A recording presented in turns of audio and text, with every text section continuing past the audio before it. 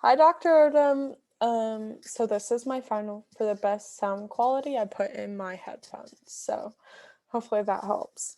I'm also house sitting for my sister, and her dog is a little bit unruly, so you have to bear with me if I have to like yell at him in the middle. So just warning you. Um, Maybe I've gotten better about sharing my screen. We'll see. Yeah, I did it. Okay. Um, don't look, don't look. Okay, here we go. It's loading. Okay, so semester thoughts by me. Okay. So there were two things over the course of the semester that challenged me the most, I feel like. The first one was unanswered questions from the depth and complexity icon. I hate not having the answers to something or not knowing the rules or not knowing the like methods behind something or just like not knowing what's happening. I'm a very I like to know what's happening. I like to be aware. So unanswered questions, I always thought they were a bad thing. But now I realize that they're a good thing for all the reasons I just stated. They make a child think, they force them outside of their comfort zone. And as a gifted student, if my teachers would have given me like questions that aren't given the answer, it would have been like frustration, but also it would force me to think outside of the box, which I think is the whole purpose of it. So it challenges me a little bit just because I like to have the answers, but I know that it would help my thinking as well as the students' thinking by using these in my classroom.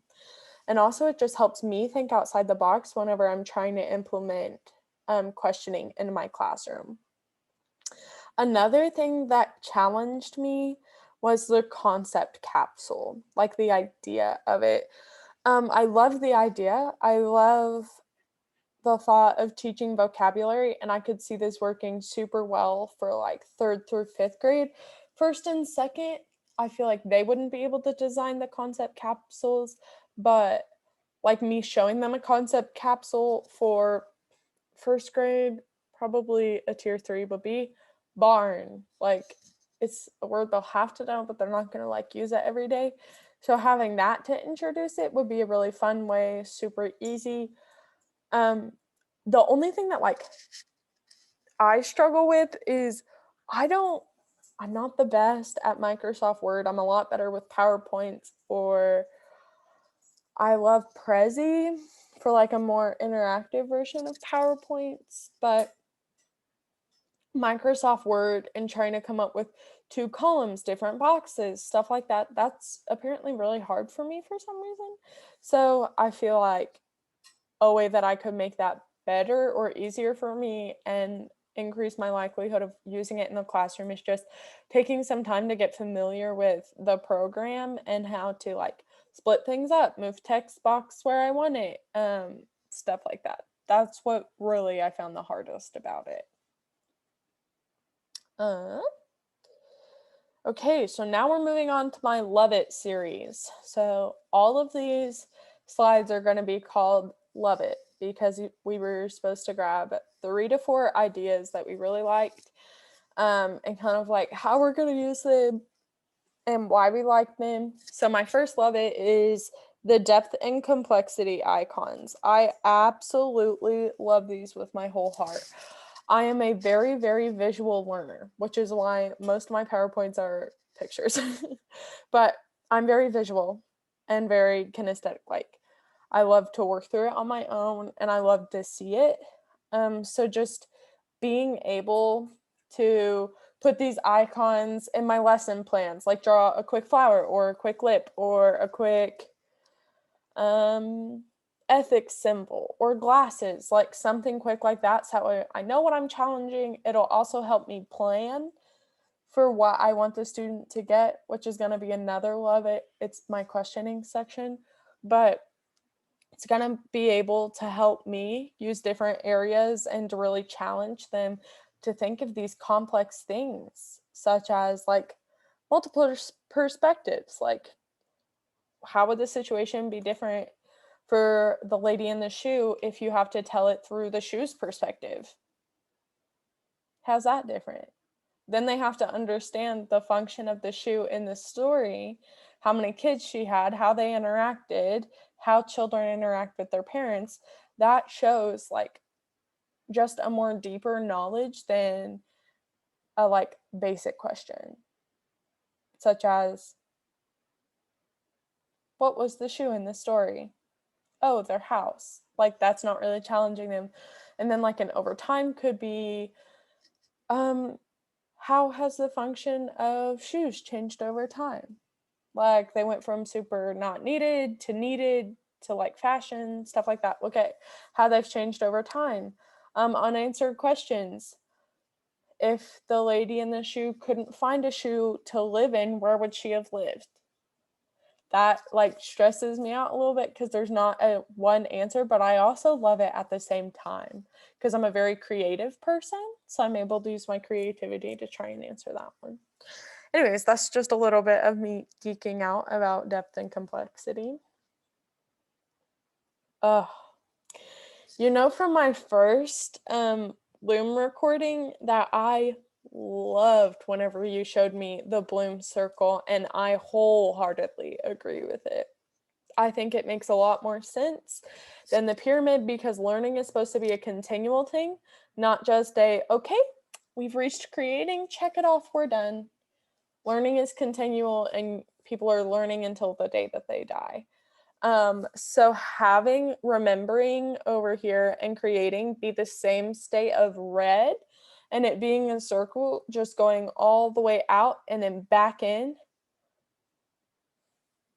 genius, because once you're creating it, then you go back and with this new information that you've learned and you've done all of that, you're now able to gain new knowledge, and then you start it again and you're understanding and applying and analyzing and evaluating, and then you're creating once again, and it just more accurately demonstrates what knowledge should be, which is a continuous cycle, a continuous circle. Jack, get down. Jack, down baby. Sorry, he was trying to get in the camera. Yeah, I love the Bloom circle. Also, I love how you taught us about creating. It's not just an art project, it's like creating new knowledge. What would Poppy from Trolls, I love Trolls.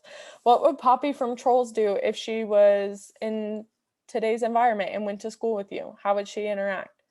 That means they have to understand Poppy. They have to understand her role in Trolls, her personality, everything else to be able to figure out how she would implement in today. And that's creating, using all of their knowledge to create a whole scenario that doesn't yet exist. And I think the unanswered questions is also a really, really great way to have creating take place. So whenever you first said that you absolutely loved questioning, I was like, girl, me too. And I love this picture. Yeah, it has like the water stamps on it, and I don't really like using pictures with water stamps. But whenever I looked up, Jack, get down. Jack, down. Jack, down. Please get down. Thank you. Sorry, he's, like I said, unruly. This was my favorite image that popped up because she's happy. Like, she has all these questions in her head, but she's happy. And I think that accurately summed up the fact that you must plan. Like, if you want good questions that stimulate good conversation, you have to plan for them. You need to write them out. You need to be thinking about them beforehand. Like, if I want the students to understand the importance of the shoe and lady in the shoe, I need to think of those questions. I need to think of multiple perspectives questions, think of creating questions, think of unanswered questions. I need to think about all of these things beforehand, because if I don't plan for it, the questions that come out without trying are going to be, how many kids did she have? Where did she live? What color was the shoe? What's her name? Just the knowledge-based questions come out more naturally than a harder question. It's harder to come up with that on the spot. Um, Also, I love the idea of planning for questioning because you need to think about what am I trying to have the student model for me or answer for me whenever I ask this question. Um, am I trying to have the student model base knowledge of a shark? Or am I trying to have the student model for me that they've learned something about sharks and can apply it? Okay, I want them to model for me that they've learned something about sharks and can apply it. Then my question is going to be, how would a shark interact in a zoo? Like, how would that change? How would a shark be in a zoo? Would it like describe its characteristics, describe its personality? What would it be like? You're going to the zoo, you see this shark who just came in from the outside, like the ocean. What's he like? I would not have gotten that question had I not planned for it.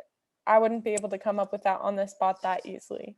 I mean, I did it right now, but if you're doing a unit and I'm on the spot and I'm in front of students and they're challenging my thinking daily, I am not going to be able to come up with super, super awesome questions that further their knowledge and their curiosity for the subject on the spot. So I just really love questioning.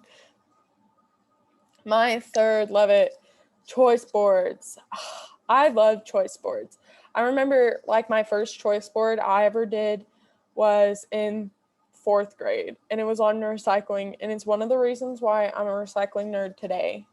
We had a choice board. We could start up a recycling in our house. We could read a magazine on recycling. We could create a PowerPoint and give a presentation. It was one of these choice boards that had all these different options of what we could do. I love that you're giving students an option in their learning. You're also forcing students to take charge of their knowledge and decide how they want to show you that they're learning and how they want to best learn. You're doing all the planning beforehand. You're giving them all these options, but they're taking charge and they're having fun because they're choosing. And you could do it like a bingo, like you were saying. Okay, you can mark one of them off for bingo this week. Super easy. And they're having something done. And then they can practice writing your name and other letters on paper in the sand and with sidewalk chalk. Super easy. Something they can do at home, something they can do at recess. And choice boards can be, I think I would probably most use it as fun homework. Like, draw 3 flowers that you found in your yard. Super easy. They can do that. Draw a picture of your favorite animal and what type of animal do you think it is, as we're learning about mammals, reptiles, amphibians, and insects. Like something super easy like that, but they're also taking charge. I love them. Okay, my feedback for you. Overall, you are absolutely hands down my favorite teacher. I'm sorry I've had a horrible semester and haven't been able to talk to you more. But thank you for being so understanding of me and understanding of me as a person before me as a grade or a number. That has been so helpful and is something I'm going to implement in my future classroom. I love it whenever I text you and I feel that care and that love, and especially watching you on the looms, just like I can feel how much you love your students. So I think one thing that would be helpful for at least like your first year, because we don't know you that much, like in our first semester of this class, but second semester we're like, Daphne, her bangs are growing out. Oh, she only touched them 5 times, which I've been touching my hair a lot. I'm so sorry. But having a FaceTime to get to know the student, like first semester, if you can't have the face-to-face Zoom class, Jack, stop. Sorry, he's eating my notebook. My dog ate my homework, for real. But having a FaceTime so that you can get, sorry, I thought that was funny. Okay, I'm so sorry. Having a FaceTime so you can get to know the person and like you can figure out me and like that I'm super quirky and stuff like that would be really helpful for the face to face. But having the videos where we record for you our thinking was awesome because it's kind of like the two-way street. Even though we may not be able to have an in-face class, I feel like that was an amazing addition to this semester. My overall thoughts on the course. Whenever I think of thoughts, I always think of a light bulb, and yellow is my favorite color, so I had to choose this background for the slide. My overall thoughts is just how important planning is, and being like the most detailed planner. I am very excited that like planning is gonna be helpful and useful for me right now. Different. I'm so sorry. I don't know what just happened. Differentiation takes planning and it takes time. It's not going to happen on the spot, like I've been saying, like through this whole PowerPoint. If I want to reach that advanced learner and I want to reach that struggling learner and those on the sides, I need to plan for those on the sides. There are also fun ways to show knowledge that are not just a test. Things like our character bookshelf that we learned, our double bubble map. I also love those, but I ran out of Lovitz, like the amount of slides we were supposed to have. So I was going to include it in the overall. But I love that there's these different ways to show the knowledge, like the bookshelf or the Spotify playlist or stuff like that. I love it. And I also already talked about differentiation helps the advanced and the below average, but also differentiation and planning ahead helps the students have fun while learning. And that's how we create lifelong learners. But overall, I've had a great semester. I've loved learning from you. I'm very sad that this is my last class with you. But I look forward to getting coffee with you sometime. Anyways, have a great summer. Bye. Hold on, I don't know how to stop the sharing and shut off the video, so that's awkward. Okay, but anyways, have a great summer. I love you. Thank you for a great semester.